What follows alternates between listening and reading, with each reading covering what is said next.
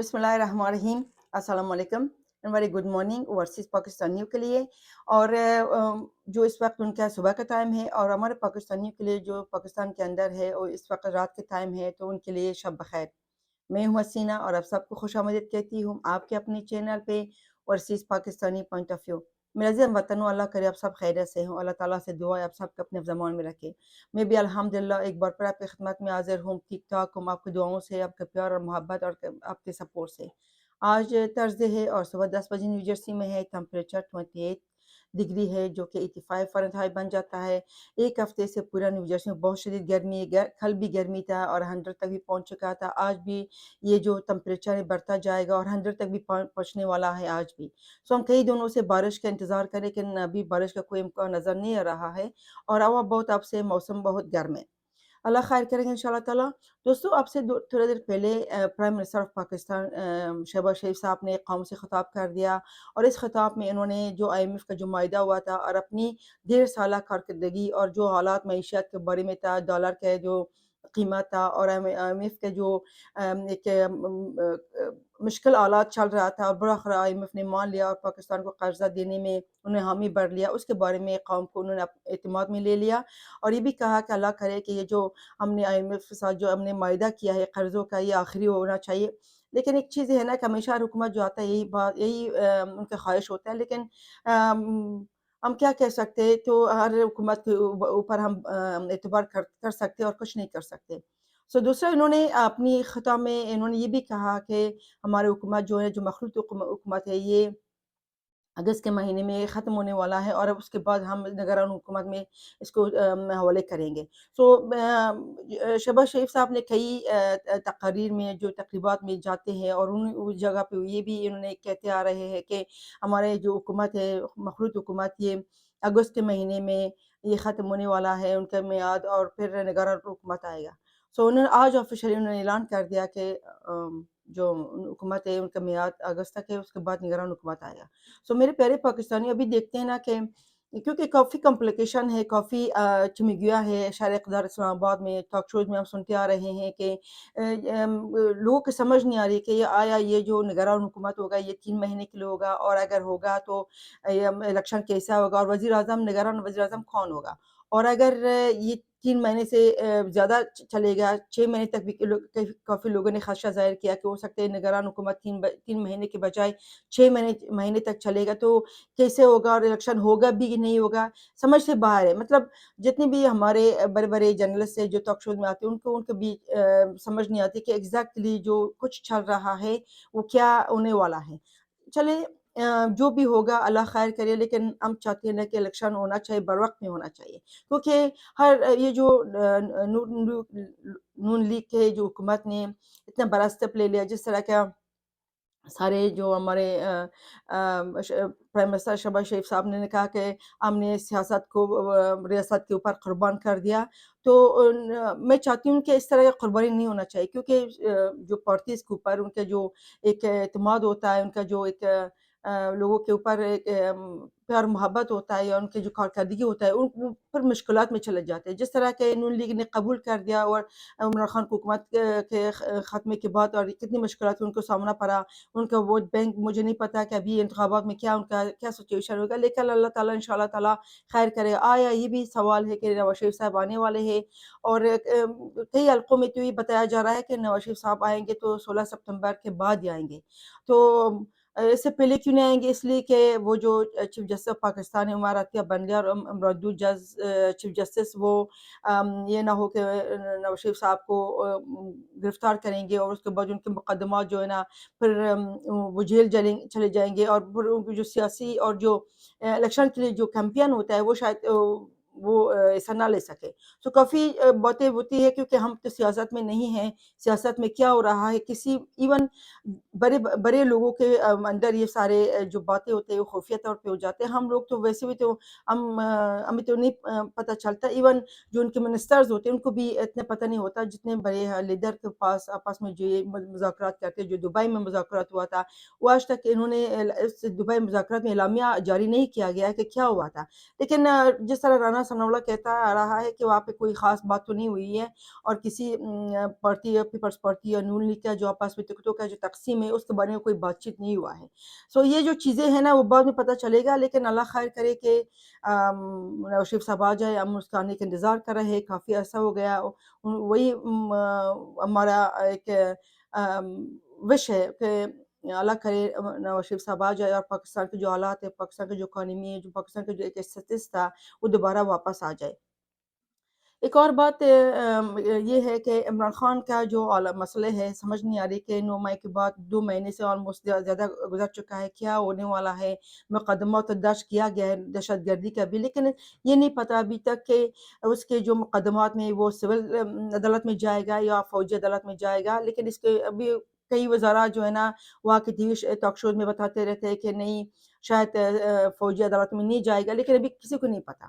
اور عمران خان کا یہ ہے کہ اس کو روزانہ دوبارہ مسلسل اس کے ضمانتیں مل رہا ہے. اور جو توشہ خانہ کا جو کیس انہوں نے عمران خان جو اپیل کیا تھا کہ ناقابل سماعت ہونا چاہیے، وہ انہوں نے جو اسلام آباد کی جو ہائی کورٹ انہوں نے اس کو ٹرائل کے لیے سول سیشن میں انہوں نے بھیج دیا ہے، سول عدالت کے میں بھیج دیا ہے.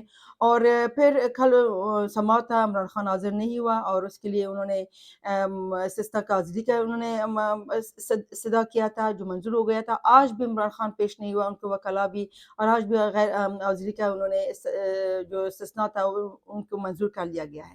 تو اس طرح کا جو حالات عمران خان کے لیے سمجھ مجھے تو نہیں آ رہی ہے، بالکل یہ سمجھ نہیں آ رہی کہ کیا ہونے والا ہے. جو جن کے پاس شواہد ہے، اور عمران خان ایک بہت چالاک آدمی، اس میں کوئی شک نہیں کہ یہ ٹالتا رہتا ہے.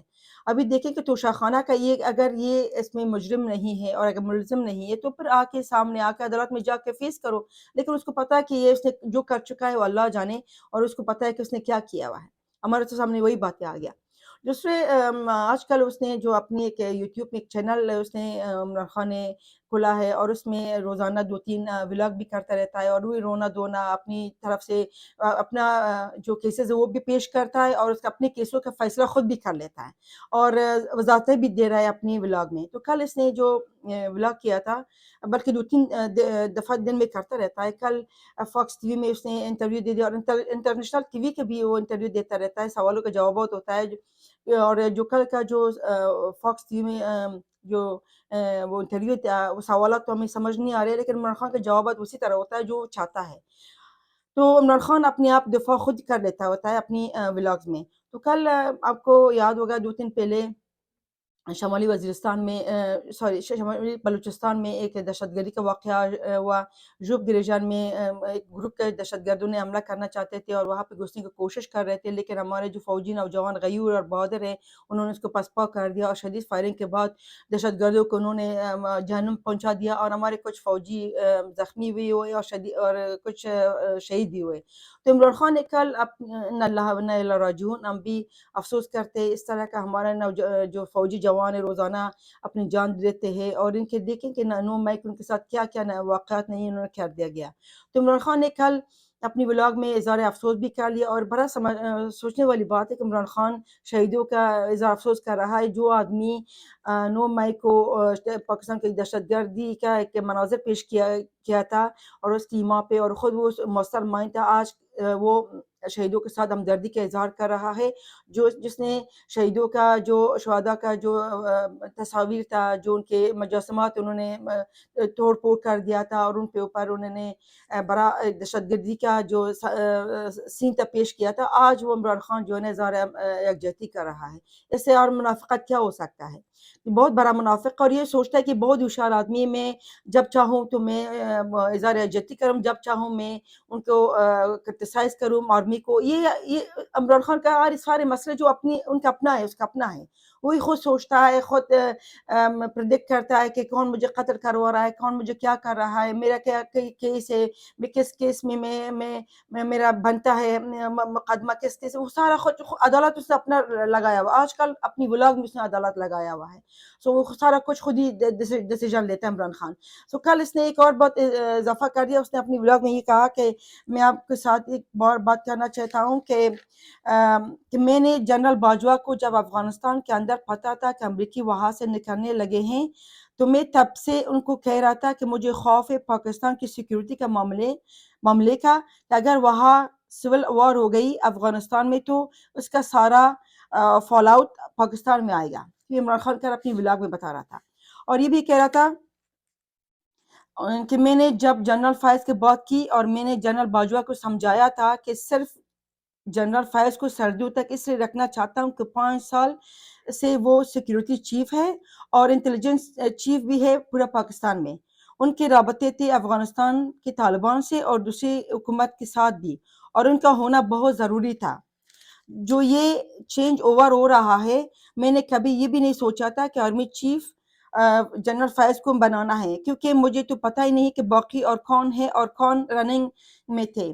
اور یہ جنرل باجوہ تک لوگوں کو بتانا شروع کر دیا کہ عمران خان نے فیصلہ کیا ہے اور ان کو میرے خلاف بنایا. مطلب عمران خان بتانا چاہتا ہے کہ میں نے جنرل فائز کو اس لیے رکھنا چاہتا تھا کہ وہ 5 سال سے انٹیلیجنس کا چیف تھا اور ان کے رابطے افغانستان کے طالبان اور افغانستان کی حکومت میں تھا، تو اسے میں رکھنا چاہتا تھا. لیکن جنرل باجوہ نے سب کو بتایا تھا کہ میں جنرل فائز کو چیف آف آرمی بنانا چاہتا ہوں، اور انہوں نے سب کو میرے خلاف کر دیا. تو یہ جو نقطہ ہے وہ اس لیے یہ ہمیں نہیں بتا رہا ہے، یہ اصل میں chief of army staff general اسم منی صاحب کو بتا رہا ہے. لیکن وہ اگر اس کو بات کا مان بھی جائے، لیکن تم نے جو جنرل اسم منی صاحب کے ساتھ جو تم نے کیا تھا وہ کیا کھلے کتاب کی طرح نہیں ہے؟ سب کو پتہ ہے کہ آپ نے کیا کیا تھا. جو انہوں نے اسم منی صاحب جب chief of army chief of آئی کا جو چیف تھا آپ کے سامنے لے کر آیا تھا، آپ کے بیوی کا پنکی پنی کا جو کرپشن کا جو اور شہزاد اکبر کا اور عثمان بزدار کا اور زلفی بخاری کا سب کا جو لے کر آیا تھا، تو آپ نے فوراً باجوہ کو فون کیا تھا جس وقت چیف آف آرمی اسٹاف تھا کہ یہ میرے گھر تک پہنچ گئے اور یہ ان کو تبادلہ کرواؤ. تو وہ کیا تھا.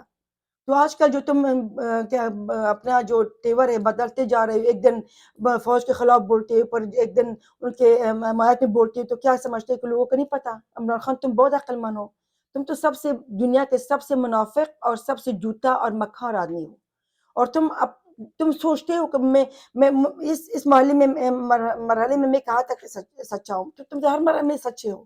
تم نے تو کبھی گناہ کیا نہیں ہے، تم نے تو کبھی کرپشن کیا نہیں ہے، تم نے تو کبھی فوجوں کے ساتھ، تم نے جنرل باجوہ کے ساتھ تم نے کیا کیا، اپنے دوستوں کے ساتھ کیا کیا، اپنی شہداء کے ساتھ کیا کیا. اور یہ جو ہمارے چیف آف آرمی اسٹاف جو بہت شریف آدمی ہے، اللہ تعالیٰ اس کو لمبی زندگی دے دے اور اس کو ایسا مقام دے دے تاکہ وہ اپنا جو اس کا ایک مقام ہے ہمیشہ تک رہے گا. ان کے ساتھ تم نے کیا کیا اور وضاحتیں پیش کر رہے ہو، اور وضاحتیں بھی ہمیں پیش کر رہا ہے جو پورے دنیا کو پتہ چل گیا تھا کہ عمران خان نے فوج کے ساتھ کیا کیا. سو یہ تھا تو دوستوں تھوڑا سا آپ کے ساتھ شیئر کرنے کا کہ اس منافق آدمی کے کیا لوگوں کو ورغلاتا ہے اور کیا برین واش کرتا ہے، وضاحتیں ان کے دیکھیں ذرا. سو دوستوں میرے چینل کو سبسکرائب کر لائک اور شیئر کریں، اپنی کمنٹس کو مجھے آگاہ کر دیجیے گا، مجھے اپنی دعاؤں میں یاد کیجیے گا. پاکستان کے لیے سوچے گا. پاکستان کے آرمی ہے تو پاکستان ہے، پاکستان ہے تو پاکستانی ہے. آرمی زندہ باد، پاکستان پائندہ باد. اللہ حافظ.